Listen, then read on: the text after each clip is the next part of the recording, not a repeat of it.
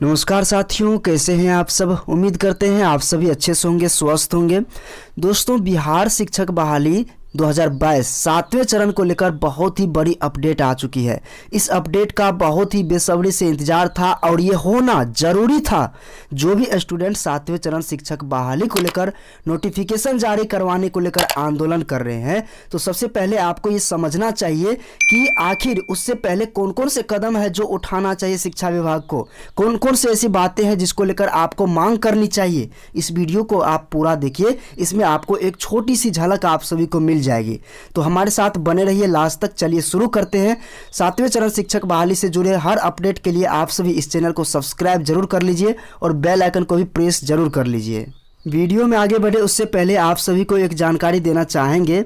सातवें चरण प्राइमरी शिक्षक बहाली को लेकर एक बार फिर से 20 मार्च 2022 यानी कि आज के दिन ट्विटर महाअभियान का आयोजन रखा गया है। तो जितने भी सातवें फेज में शामिल होने वाले शिक्षक अभ्यर्थी हैं, आप सभी बिहार दिवस के शुभ अवसर पर अपनी मांग सरकार तक पहुंचाने के लिए इस ट्विटर कैंपेन में सहयोग जरूर दीजिए और इसे सफल जरूर बनाइए। तो कैसे क्या करना है आप सभी देख सकते हैं। यहाँ पर हैशटैग का जो है प्रयोग किया गया है, आप देख लीजिए। इस तरीके से आपको हैशटैग का प्रयोग करना है, सातवां चरण प्राथमिक विज्ञप्ति ऐसे करके।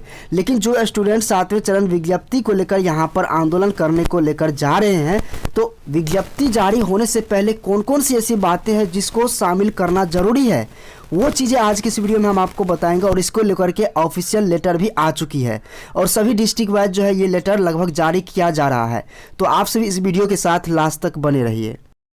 तो आप सभी को ये जानकारी देना चाहेंगे, जो अभी छठे चरण की प्रक्रिया समाप्त हुई है, हाल फिलहाल में समाप्त हुई है, और इसमें जो सीटें खाली बच गई है उसकी संख्या कितनी है, 57,000 है।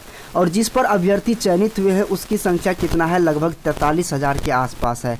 यानी कि 90,700 के आसपास कुछ सीटें थी, जिसमें जो है 43,000 अभ्यर्थी चयनित हुए हैं। और ये जो सीटें खाली है और ये जो चयनित हुआ है, सबसे पहले मैटर को समझिएगा। ये जो सीटें खाली है और ये जो सीटें चयनित हुई है, तो चयनित वाले में क्या हुआ है कि जनरल का सीट पूरा भर गया है, पूरा गर्ल्स कैंडिडेट में और बॉयज़ कैंडिडेट में भर गया है।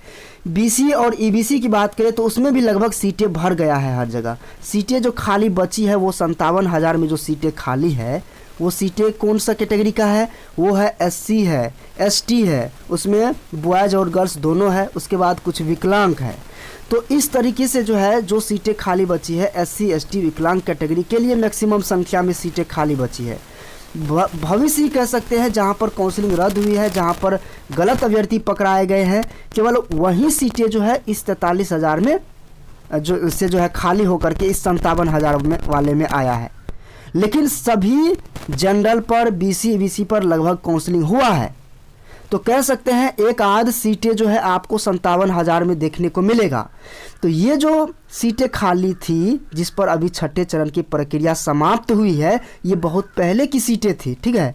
तो नया सीटें जो अभी खाली हुई है, जैसे कि बहुत सारे ऐसे टीचर हैं जो हाल फिलहाल में रिटायर हुए हैं, ठीक है, वो अपना योगदान देना बंद कर दिए हैं। या फिर कह सकते हैं कि छठे चरण में जो भी सीटें जो है कह सकते हैं खाली हुई है, या फिर कह सकते हैं जिस पर स्टूडेंट पकड़ाए गए हैं, जो गलत स्टूडेंट थे, फर्जी स्टूडेंट थे, या फिर इससे पहले किसी और तरीके से खाली हुआ हो, तो उन सीटों को भी शामिल किया जाना चाहिए। इसके अलावा जो नए विद्यालय भी कुछ जोड़े गए हैं, तो उन विद्यालय में जितना सीटें होनी चाहिए उन सीटों को भी शामिल किया जाए। तब जो है यहाँ पर ज़्यादा से ज़्यादा संख्या में अभ्यर्थियों को मौका मिल पाएगा। आप इस बात को समझ रहे होंगे। अगर छठे चरण में जो सीटें खाली बची है 57,000, अगर केवल इसी पर विज्ञप्ति जारी किया जाए तो कितने स्टूडेंट को चांस मिल पाएगा, फिर से वही सीटें खाली जाएगी, क्योंकि जनरल स्टूडेंट, बीसी ईबीसी के स्टूडेंट वैसे पड़े रहेंगे और एससी एसटी के कैंडिडेट जल्दी मिलेंगे नहीं। तो इस बात को समझिए, जितनी भी सीटें हैं उनको यहाँ पर निकलवाना ज़रूरी है। और इसको लेकर शिक्षा विभाग की तरफ से लेटर जो जारी किया गया है उसके बारे में भी हम आपको बता देते हैं। तो जैसा कि आप सभी अपने स्क्रीन पर देख सकते हैं, कार्यालय जिला शिक्षा पदाधिकारी मधुबनी के द्वारा जारी किया गया है और सेवा में सभी पदाधिकारी को ये पत्र भेजा गया है। विषय बहुत ही ज़्यादा महत्वपूर्ण है। वैसे प्रखंड एवं पंचायत जहां पर एक बार भी काउंसलिंग नहीं हुआ है, वहां के कोटिवार यानी कि कैटेगरी वाइज खाली सीटों की गणना एवं 31/12/2018 के बाद जितने भी शिक्षक सेवानिवृत्त हुए हैं उनकी रिक्ति की गणना कर प्रतिवेदन उपलब्ध करवाने के संबंध में ये लेटर जारी किया गया है। यहाँ पर देखेंगे कि जो भी वीडियो कॉन्फ्रेंस के द्वारा जो है बैठक किया गया है, इसमें आप सभी देखेंगे जहाँ पर काउंसलिंग नहीं हुआ है वहाँ उस नियोजन इकाई का कोटिवार जो भी सीटें खाली है उसकी गणना और 2018 के बाद सेवानिवृत्त हुए शिक्षकों की रिक्ति जो रिटायर कर गए हैं उनका प्रतिवेदन जो है अधोहस्ताक्षरित कार्यालय को एक पक्ष के अंदर उपलब्ध करवाना सुनिश्चित करेंगे। यानी कि बहुत ही जल्दबाजी में यहाँ पर कहा गया है कि ये जो है प्रतिवेदन उपलब्ध करवाएं। उसके बाद आप सभी देखेंगे बहुत ही ज़्यादा महत्वपूर्ण है, अंकनीय है कि उक्त रिक्त के आधार पर ही 7वें चरण के शिक्षक नियोजन की प्रक्रिया प्रारंभ की जानी है। तो ये लेटर साफ साफ मेंशन किया जा रहा है कि 7वें चरण की शिक्षक बहाली बहुत जल्द आने वाली है, जिसको लेकर के एक पक्ष का समय भी दिया गया है कि रिक्ति उपलब्ध करवाए।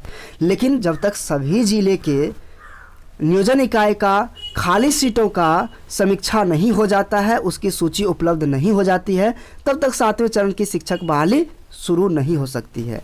कह सकते हैं जुलाई अगस्त तो चला ही जाएगा, क्योंकि जो भी मार्च में अभी 14 और 16 मार्च को काउंसलिंग हुई है, इनको नियुक्ति पत्र वितरित किया जाना है। इसके बाद जो स्टूडेंट फर्जी पकड़े जाएंगे उनका सीट भी खाली होगा। तो जो भी सीटें खाली होगी, जिनका भी डॉक्यूमेंट्स वेरिफिकेशन होता है, फर्जी स्टूडेंट पकड़ाते हैं, वो सीटें खाली होगी, उन सभी सीटों को सम्मिलित करते हुए समीक्षा की जाएगी, तभी जो है 7वें चरण की शिक्षक बहाली प्रारंभ होगी। और यही में स्टूडेंट्स की कह सकते हैं ज़्यादा से ज़्यादा संख्या में जो है कह सकते हैं कि स्टूडेंट शामिल हो पाएंगे, उनके हित की बात है। इसलिए 7वें चरण शिक्षक बहाली की मांग करने से पहले, विज्ञप्ति की मांग करने से पहले आप ये मांग करें कि जितनी भी सीटें हैं आज तक का, वो सारी सीटें सम्मिलित किया जाए। नहीं तो जनरल कैटेगरी के स्टूडेंट, BC EBC कैटेगरी के स्टूडेंट ऐसे ही झूलते रह जाएंगे, EWS कैटेगरी के स्टूडेंट ऐसे ही झूलते रह जाएंगे, क्योंकि सीटें बची ही नहीं है। जो सीटें बची हुई है SC ST और विकलांग कैटेगरी के स्टूडेंट के लिए सीटें बची हुई है।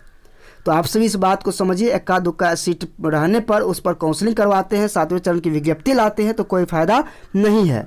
फिलहाल बिहार दिवस के शुभ अवसर पर आप सभी आज के शिक्षक नियोजन कैंपेन में सहयोग जरूर दीजिए और इसे सफल जरूर बनाइए। आगे वीडियो में हम आप सभी को इसके संबंध में अपडेट देते रहेंगे, तो हमारे साथ जुड़े रहिए। वीडियो को लाइक जरूर कीजिएगा, नए साथी हैं तो चैनल को सब्सक्राइब भी जरूर कीजिएगा। धन्यवाद।